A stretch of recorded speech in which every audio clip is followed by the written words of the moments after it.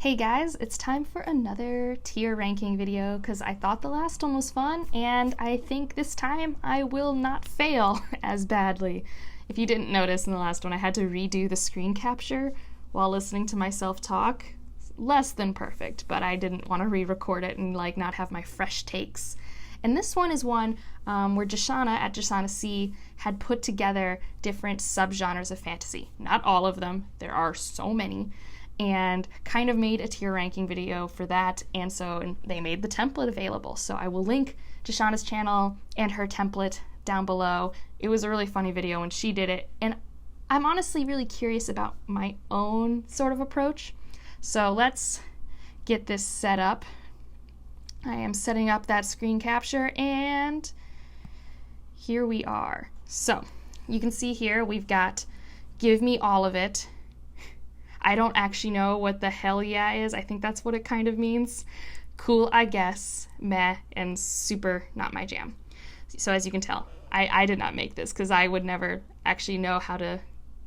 I would not be creative enough to spell whatever that is in the second tier.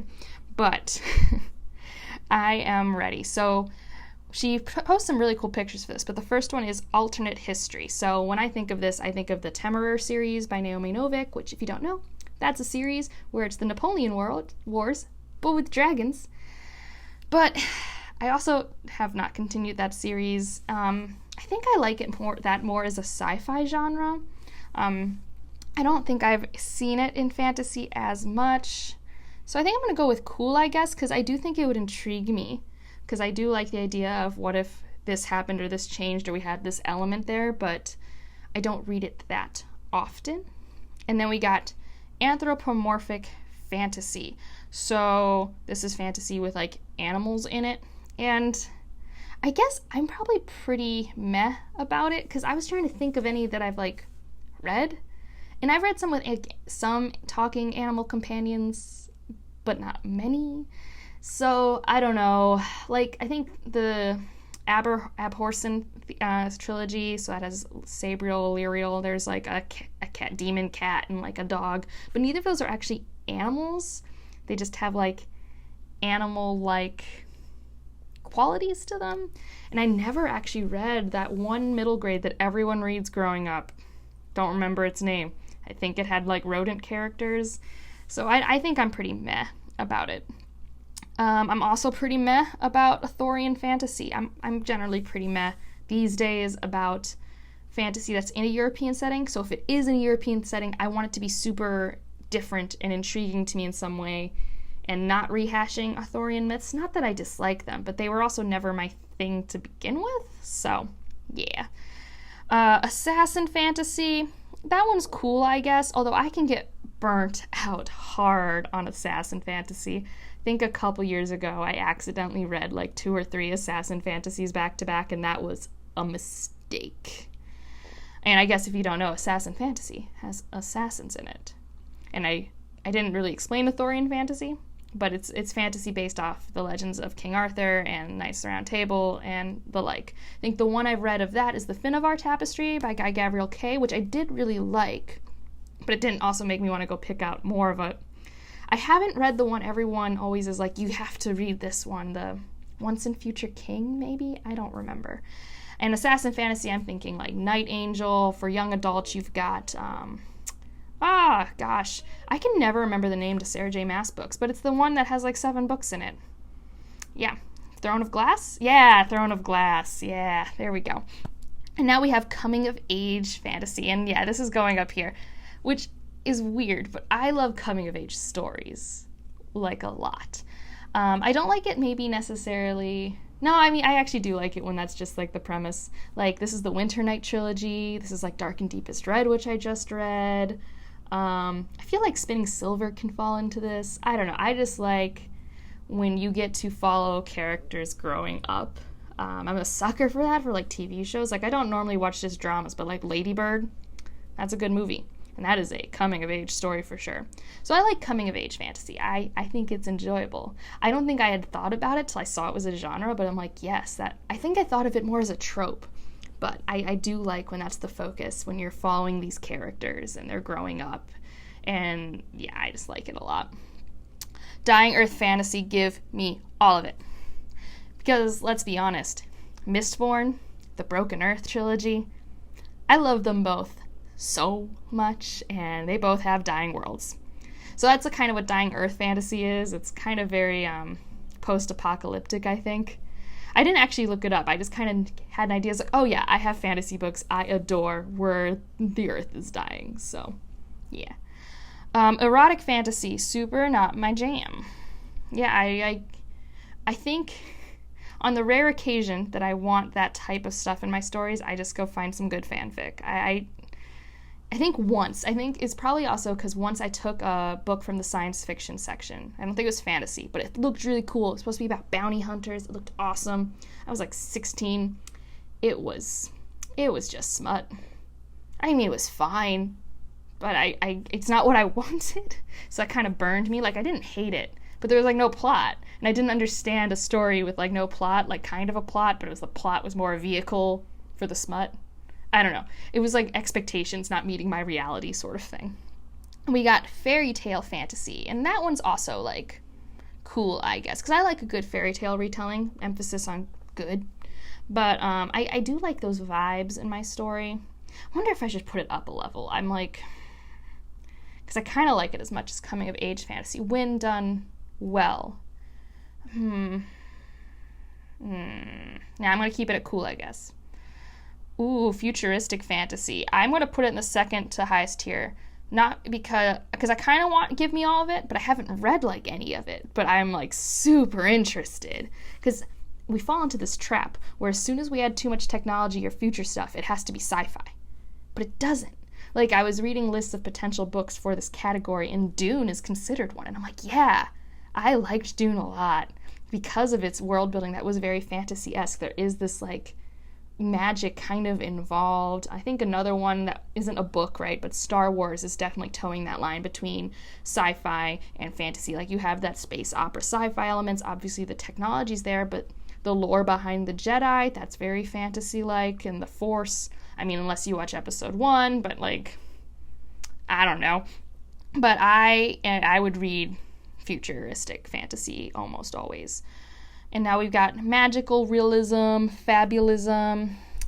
So this one is going to be cool, I guess.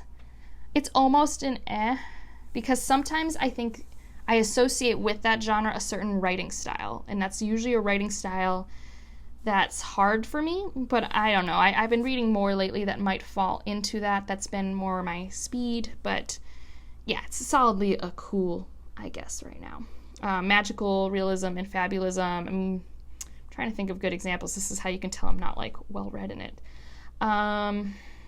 Yeah, not very well read in this genre, but I think it's cool.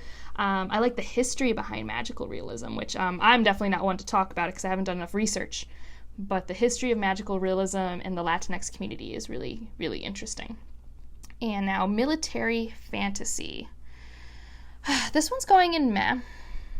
Although so an example of military fantasy would be the Poppy War, and I really like the Poppy War, but I don't like the Poppy War because of its genre. I like it because of the writing style, I like it because of the characters, but I don't really love the day-to-day life of military. It just isn't something that interests me that much. It's just kind of meh. So when a story is very heavily war-based, I kind of get put off a tiny bit. Like, I don't mind if those elements are in the story, but when it's the focus, it has to also bring something else to the table, which Poppy War does. So, and now we've got myth fantasy. Yeah, that one. Was it Give Me All of It? Yeah, give me all of it. I love gods in my fantasy. Who am I kidding? I think technically this is supposed to be based off like mythology in our world, which I do like things like that, like Song of Achilles, and other sort of myth retellings. But I also love when like authors make their own myths. So like Divine Cities trilogy, the Inheritance trilogy. I kind of put those in there because they're very God-centered. Like gods, myths, legends are a big part of it. Yes, are they not necessarily based on like today's myths, but that's what I'm doing with that. And I mean, one could argue the entire Cosmere is a myth fantasy because of all that. So yeah, I really like it. Paranormal fantasy. This is Is it cool, I guess, or meh? Obviously, I'm very picky. So paranormal fantasy, I think, falls into this problem where it's not the center of my attention. So it's sometimes in young adult, and it's sometimes in adult. But sometimes in both of those, it becomes more of a vehicle for romance, which isn't bad, but then it makes it more of a romance book in my mind. And so I feel like if I actually read one where it's just based off paranormal stuff, because I love paranormal fantasy in my TV.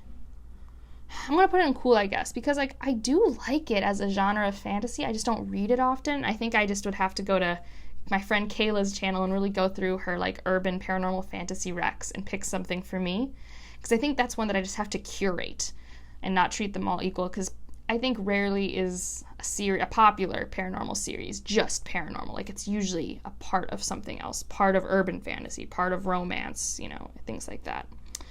Political fantasy, if that is the only thing there, caveat, it is meh for me. I don't know why. I think politics can be done really well, but normally I just get frustrated because I'll fall in love with the plan that I want to work, but it won't, because of backstabbing or something, and then I'm emotionally very drained, or it's plotting and confusing. I know it can be done well, which is why I don't mind it as an element, but if it's like, that's why you're there, this is kind of why A Song of Ice and Fire, although I can see why it's good, I can see why people love it, it's just not my thing. I mean, it's good. 3.5 to 4 star series, like, it's a good series. Do I wish it was less pages? Yes. It's very long. It's yeah.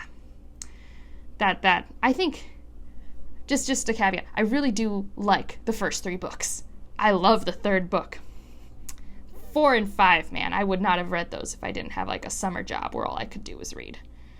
Portal fantasy, I'm gonna put this in second from the top, because like futuristic fantasy, I get my ears perk up when I hear someone talking about it, because it's the idea of you get to go through to different worlds, and I like that, because then you get to explore more worlds, and I like different worlds in my fantasy, so yeah. Same with steampunk, though, for different reasons. Steampunk, I just like, or we can also make it diesel punk, because I didn't include both, but that's where you're incorporating technology and fantasy, and I really, really like how you can work with that. I would say Foundry Side toes the line with that, because Foundry Side definitely has almost that type of tech around, and you're integrating technology with magic in really cool ways. I just find that super cool. And then Sword and Sorcery. I was trying to figure out what Sword and Sorcery kind of is. It's kind of like Witcher and like Conan and all that stuff. And I think for me, we're gonna put it in meh, because it can't be just that. It can't just be that. And yeah, that's really where I'm putting it. I need more than swords. I don't know why. Yeah, it's just who I am. And then urban fantasy is cool, I guess. This is another one where, like paranormal fantasy, I have to curate that space. Not everything set in contemporary modern day is going to be a turnoff for me in fantasy, but like there's definitely like, I don't necessarily, like if we had as a title paranormal urban fantasy, that wouldn't, that's more meh for me. Mainly because that genre is saturated with like the focus on romance and angst, is like at least the ones I've picked up. Again, this might go back to me being burned by picking up books and like wanting more world building and plot and getting more like what I felt at the time were not satisfactory relationships. And I know there are good things. Like, I mean, The City We Became is an amazing urban fantasy, but it's, you know, not your standard one. I think Pet by Kweki Emezi is a really great, what I would call urban fantasy. Like, just because it's set in today does not turn me off of it. I think you can do really fun stuff in that space. So yeah, these are kind of my rankings. Apparently I like with gods and things dying, and yeah, that seems right. Yeah, I guess I feel like the stuff I've been putting up near the top are things that like I've either read like a bunch of and still like because you can do it in new spaces, or they're things I haven't read yet because I'm like super intrigued by like the few things I've had in that space. But yeah, this is pretty accurate and to what I like. So yeah, that was kind of fun for me, and I hope it was fun for you. If you have any thoughts. Like, if you have a good paranormal or urban fantasy that maybe isn't as heavy in the romance, let me know down below. If you know a good futuristic fantasy, I want to read that real bad. Like, real bad. That sounds so cool. And yeah, other than that, if you want me to know you've made it this far, put an asteroid, like Dying Earth, asteroid. And like, if you liked it, subscribe if you want to, and I'll see you in the next one.